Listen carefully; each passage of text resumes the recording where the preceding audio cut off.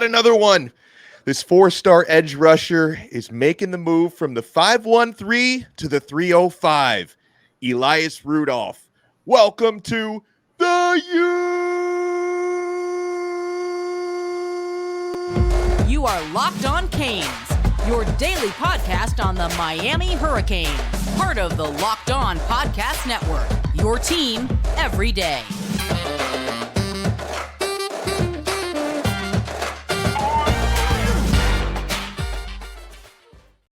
And it's not only a commitment, but a flip. Elias Rudolph flips his commitment from Michigan to the Miami Hurricanes. I am Alex Donno, University of Miami alumnus, longtime South Florida sports radio vet, and contributor to allhurricanes.com.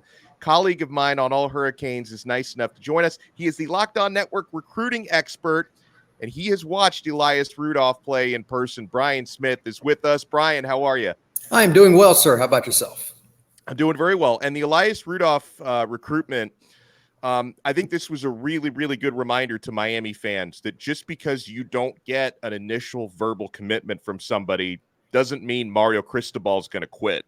All right. Now, it was a unique storyline for Elias because, he started his high school career at Taft High School in Cincinnati, transferred down to Deerfield Beach for a semester. He's already actually headed up back to Cincinnati for the fall. But during Elias's time down here, that allowed Miami to scout him in person.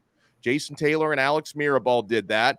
That allowed Miami to give him an offer and get in on his recruitment. Now, Miami was behind Michigan, who landed the initial verbal commit on July 3rd, but the Canes didn't quit. They got Elias down for the barbecue at the end of last month and clearly made up some ground there, and he eventually decides Miami is the place to be. So the moral of the story here, Brian, is if at first you don't succeed, try again. That is very well said. When I went to that jamboree and Mirabal and Taylor were there was tons of coaches from all over, and the buzz about him talking to different coaches that were there, everybody knew who the best player at the jamboree was. I mean, it was insane how good he was. And I'd heard a little bit from Larry Bluestein about him prior, and I knew nothing. But by play 3, it was like, okay. Just jumped off the page. And this is South Florida we're talking about, and there were teams from all over, and they were just really good players, and he dominated. The way he ran in space, the way he came off the edge, his length, his height, everything he did at 100 mile an hour, and he showed instinct doing it. He can cover, whatever. So this is not your normal pass rusher. This is a guy that can play for any school in the country, Georgia, Florida, Alabama, doesn't matter.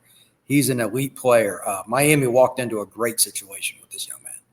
How does Elias Rudolph project size-wise? Because he's right now 6'4", about 215 pounds, which is not, that's not necessarily the prototypical size to play on the edge of a defensive line. Do you think he's going to get bigger?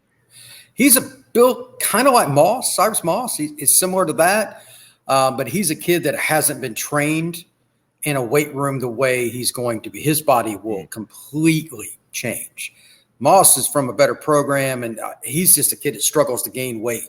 I don't think Rudolph will be as difficult. I would compare him to Peter Boulware, played at Florida State, or somebody like that in Miami, like McDougal and a whole bunch of guys in Miami's had are in that 210 to 225 range coming out of high school too.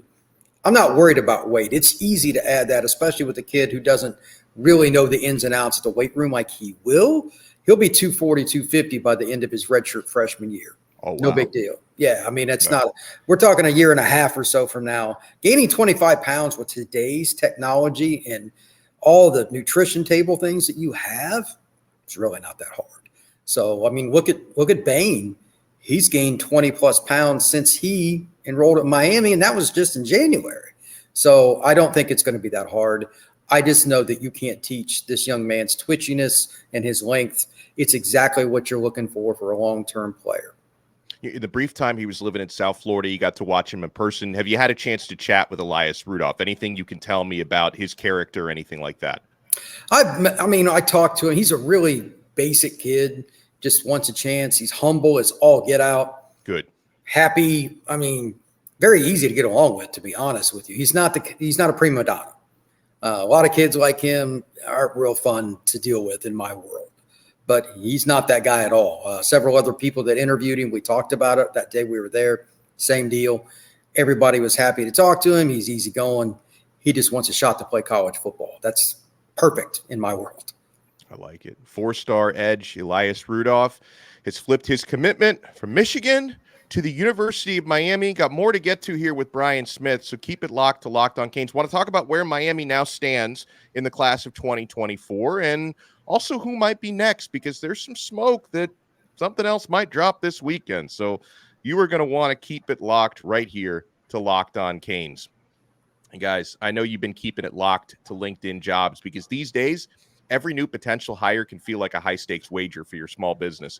You want to be 100% certain that you have access to the best qualified candidates available. That's why you have to check out LinkedIn Jobs. LinkedIn Jobs helps you find the right people for your team faster and for free.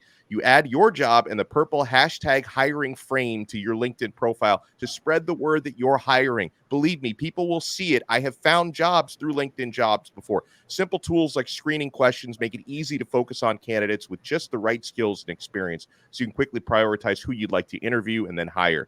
It's why small businesses rate LinkedIn Jobs #1 in delivering quality hires versus leading competitors. LinkedIn Jobs helps you find the qualified candidates you want to talk to faster. So post your job for free at linkedin.com/lockedoncollege. That's linkedin.com/lockedoncollege to post your job for free. Terms and conditions apply. Thank you so much for making Locked On Canes your first listen today. For the everydayers, we appreciate you guys. We're going to have a full week of episodes coming up. And if you want your everydayer experience to get to the next level, sign up for our exclusive SMS texting community through Subtext. I include a link in the show description below. Brian Smith is with us, our recruiting expert. He's also my colleague at allhurricanes.com. All right, so Brian, I take a look at Miami's class. The Hurricanes are up to number 16. According to the 24/7 composite, they're right behind Oklahoma at 15, Auburn, Clemson, Oregon at 12, Tennessee, Texas A&M at number 10. Then you've got Notre Dame, Penn State, LSU, Michigan at 6, Florida State at 5, Alabama 4, Florida at 3. Got to try to catch those in-state rivals. Ohio State at number 2, and Georgia is running away with it at number 1. And I know, Brian, obviously everyone's really, really happy about the Elias Rudolph news. People had been pretty bummed out a few days prior to that about, Colin Simmons choosing Texas. How do you feel about Miami recruiting? Because for me, I think if the Canes can win some games in September and October, it's going to go a long way to flipping some guys, getting some more of your targets. But, I'm maybe a little bit underwhelmed, but pretty satisfied overall with the way it's gone. You mentioned a very important word right there, Alex, and that would be flip. Miami has to flip a couple of guys, which is not unusual, especially when you recruit South Florida. We both know that they are very difficult kids to project. Yeah. And then you still have Zaquan Patterson's on the board. Well, Wayne McCoy, there's been rumors about him flipping forever. There's a lot of big guys on the board. Jeremiah Smith still being the biggest. You got Aiden Breland. You got Kamarion Franklin. Miami has the most out of the big three.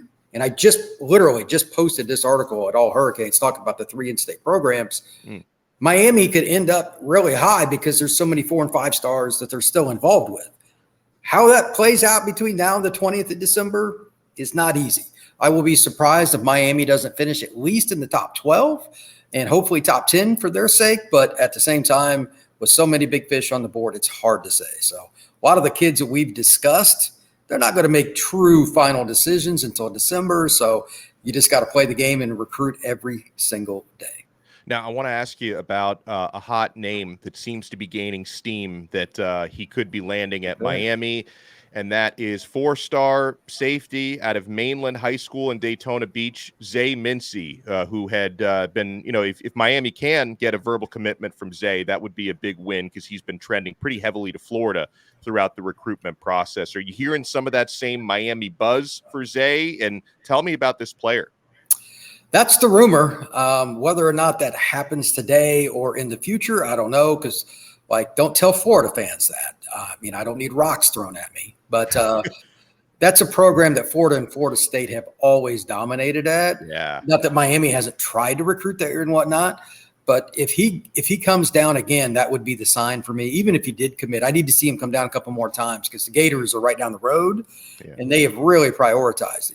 6'2" corners do not grow on trees. He's been playing that. I've seen him before live. Well, and that's a good point there. So you think he'll play corner because he's listed as a safety by a lot of the recruiting services. You think he's a corner? He can play either, but I mean, you have to. If you got a guy that could even remotely play, you got to try him there. Yeah, because they're so rare. If it doesn't work, you move him safety. Right. I've seen him do it.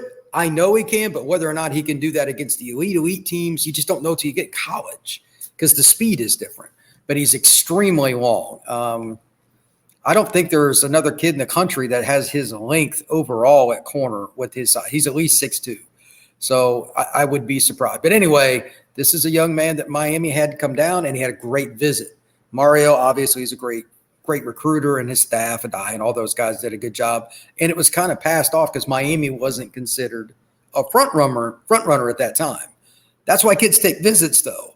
They find out different things and they learn different things, and there's going to be opportunity. A lot of Miami's corners or juniors and seniors are going to be playing this year, so he would have a chance to play early.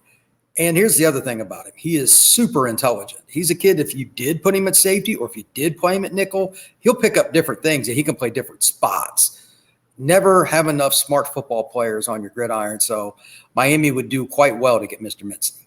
At Mincey Mainland High School in Daytona Beach, Miami is heavily recruiting another player on that team, Brian. That's four-star defensive lineman LJ McCray, who depending on which site you look at, he might be trending towards Florida State, Florida, Auburn. I know Miami really values him. And if Miami were to land a verbal from his teammate, that can only help, right?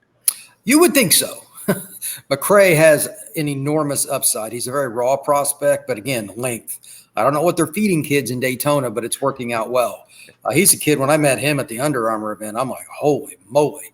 His arms are just forever. They're like trees. So another kid that needs to be developed, but I like my chances with guys like Big Joe and Jason Taylor if he came to the U. So I don't know where he's going. His recruitment has been very dark. Yeah. FSU is the mild rumor, but I don't put a lot of stock in that, especially in the month of August. But a kid, again, that has a teammate going to, let's say Mincey does pick the University of Miami, that can only help. So Miami's not going to stop recruiting him either. You can just never have enough D linemen. So that's something else to think about. Well, again, welcome to the U, Elias Rudolph. Huge thank you to Brian Smith for taking the time. Remember, every time Brian joins us to talk recruiting, it's brought to you by LinkedIn. These days, every new potential hire can feel like a high-stakes wager for your small business. That's why LinkedIn Jobs helps you find the right people for your team faster and for free. So post your job for free at linkedin.com/lockedoncollege. Terms and conditions apply. Brian, thank you so much, my friend. And I don't know, it seems like we may have other things in the works this weekend for Miami. So you and I will stay busy. Absolutely. I look forward to seeing what happens. And thanks everyone for taking the time, making Locked On Canes your first listen for the everydayers. We will be back tomorrow with another episode of Locked On Canes, part of the awesome Locked On Podcast Network. Your team every day.